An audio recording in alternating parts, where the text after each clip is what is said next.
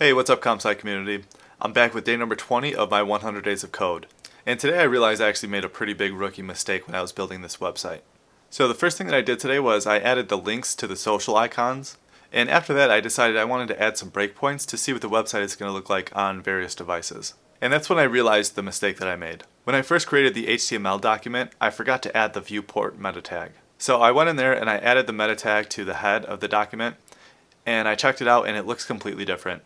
I mean, not completely different, but the buttons, the headers, and the icons are all huge. They look way too big, and there's just way too much spacing now altogether. So now I have to go back through the CSS and modify everything to look exactly how it did before, and I just don't have the time to do that today because I have a lot of homework this week, and that basically wraps up today. So I guess I'll see you guys tomorrow. Enjoy the rest of your day, and don't make the same mistakes I did.